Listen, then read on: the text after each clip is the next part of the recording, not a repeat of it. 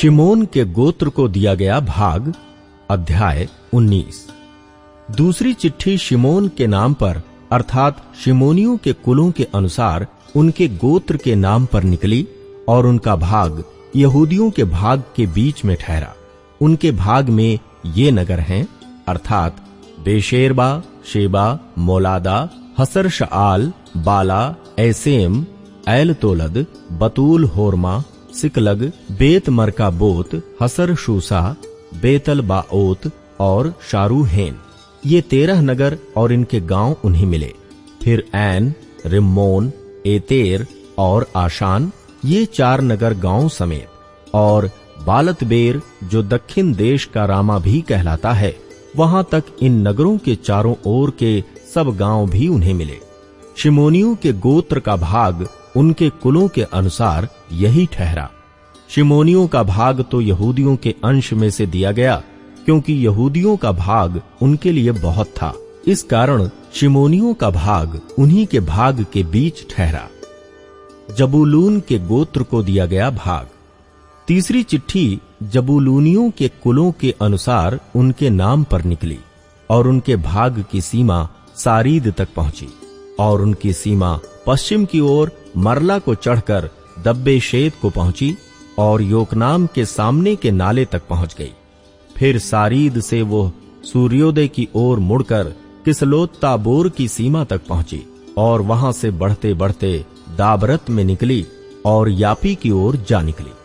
वहां से वो पूर्व की ओर आगे बढ़कर गथेपेर और इत्का सीन को गई और उस रिम्मोन में निकली जो नेया तक फैला हुआ है। वहां से वो सीमा उसके उत्तर की ओर से मुड़कर हन्नातोन पर पहुंची और इब्तहेल की तराई में जा निकली। कत्तात, नहलाल, शिब्रोन, इदला और बैतलहम, ये 12 नगर उनके गांव समेत उसी भाग के ठहरे। जबूलूनियों का भाग उनके कुलों के अनुसार यही ठहरा और उसमें अपने अपने गांव समेत ये ही नगर हैं। इस्साकार के गोत्र को दिया गया भाग। चौथी चिट्ठी इस्साकारियों के कुलों के अनुसार उनके नाम पर निकली और उनकी सीमा Israel, Chesulloth, Shunem, हपारैम, शीओन, अनाहरत, Rabbith, किशियोन, Abyss, रेमेत, ऐन गन्नीम, ऐन हद्दा और बेत पस्सेस तक पहुंची। फिर वो सीमा ताबोर, शहसूमा और बेतशेमेश तक पहुंची और उनकी सीमा यरदन नदी पर जा निकली। इस प्रकार उनको 16 नगर अपने अपने गांव समेत मिले। कुलों के अनुसार इस्साकारियों के गोत्र का भाग नगरों और गांव समेत यही ठहरा। आशेर के गोत्र को दिया गया भाग। 5वीं चिट्ठी आशेरियों के गोत्र के कुलों के अनुसार उनके नाम पर निकली। उनकी सीमा में हेलकत, हली, बेतेन, अक्षाप, अलामेलेक, अमाद और मिशाल थे, और वो पश्चिम की ओर कारमेल तक और शिहोर लिब्नात तक पहुंची। फिर वो सूर्योदय की ओर मुड़कर बेत दागोन को गई और जबूलून के भाग तक और इब्तहेल की तराई से उत्तर की ओर होकर बेतमेक और नीएल तक पहुंची और उत्तर की ओर जाकर काबुल पर निकली। और वो एब्रोन, रहोब, हम्मोन और काना से होकर बड़े सीदोन को पहुंची। वहां से वो सीमा मुड़कर रामा से होते हुए सोर नामक गढ़ वाले नगर तक चली गई। फिर सीमा होसा की ओर मुड़कर और अकजीब के पास के देश में होकर समुद्र पर निकली।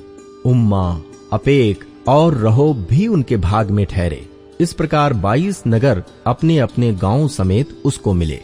कुलों के अनुसार आशेरियों के गोत्र का भाग नगरों और गांव समेत यही ठहरा। नप्ताली के गोत्र को दिया गया भाग। 6वीं चिट्ठी नप्तालियों के कुलों के अनुसार उनके नाम पर निकली और उनकी सीमा हेलेप से और सान्ननीम के बांज वृक्ष से अदामी नेकेब और यबनेल से होकर और लक्कूम को जाकर यरदन पर निकली। वहां से वो सीमा पश्चिम की ओर मुड़कर अजनोत ताबोर को गई और वहां से हुक्कोक को गई और दक्षिण और जबूलून के भाग तक और पश्चिम की ओर आशेर के भाग तक और सूर्योदय की ओर यहूदा के भाग के पास की यरदन नदी पर पहुंची। और उनके गढ़वाले नगर ये हैं अर्थात सिद्दीम, सेर, हम्मत, रक्कत, किन्नेरेत, अदामा, रामा, हासोर, केदेश, Edrei, एनहासोर, iron, Migdalel, Horem, Bethanath और बेतशेमेश। ये 19 नगर गांव समेत उसको मिले। कुलों के अनुसार नप्तालियों के गोत्र का भाग नगरों और गांवों समेत यही ठहरा। दान के गोत्र को दिया गया भाग। 7वीं चिट्ठी कुलों के अनुसार दानियों के गोत्रों के नाम पर निकली और उनके भाग की सीमा में सोरा, एश्ताओल, ईरशेमेश, शालब्बीन, अय्यालोन, इतला, एलोन, तिम्ना, एक्रोन, एलतके, गिब्बतोन, बालात, यहूद, बने बराक, गत्रिम्मोन, मेयरकोन और रक्कोन ठहरे। और यापो के सामने की सीमा भी उनकी थी। और दानियों का भाग इससे अधिक हो गया, अर्थात दानी लेशेम पर चढ़कर उससे लड़े और उसे लेकर तलवार से मार डाला और उसको अपने अधिकार में करके उसमें बस गए और अपने मूल पुरुष के नाम पर लेशेम का नाम दान रखा। कुलों के अनुसार दानियों के गोत्र का भाग नगरों और गांवों समेत यही ठहरा। यहोशू को भी भूभाग मिलना। जब देश का बांटा जाना सीमाओं के अनुसार पूरा हो गया, तब इस्राएलियों ने नून के पुत्र यहोशू को भी अपने बीच में एक भाग दिया। यहोवा के कहने के अनुसार उन्होंने उसको उसका मांगा हुआ नगर दिया। यह एप्रैम के पहाड़ी देश में का तिम्नत सेरह है और वह उस नगर को बसाकर उसमें रहने लगा। जो भाग एली आजार याजक और नून के पुत्र यहोशू और इस्राएलियों के गोत्रों के घरानों के पूर्वजों के मुख्य मुख्य पुरुषों ने शीलो में मिलाप वाले तंबू के द्वार पर यहोवा के सामने चिट्ठी डाल डाल के बांट दिए, वे यही हैं। इस प्रकार उन्होंने देश विभाजन का काम पूरा किया। शरण नगरों का ठहराया जाना, अध्याय 20। फिर यहोवा ने यहोशू से कहा, इस्राएलियों से ये कह, मैंने मूसा के द्वारा तुमसे शरण नगरों की जो चर्चा की थी उसके अनुसार उनको ठहरा लो, जिससे जो कोई भूल से बिना जाने किसी को मार डाले वो उनमें से किसी में भाग जाए। इसलिए वे नगर खून के पलटा लेने वाले से बचने के लिए तुम्हारे शरण स्थान ठहरे। वो उन नगरों में से किसी को भाग जाए और उस नगर के फाटक में से खड़ा होकर उसके पुरनियों को अपना मुकदमा कह सुनाए और वे उसको अपने नगर में अपने पास टिका लें और उसे कोई स्थान दें जिसमें वो उनके साथ रहे।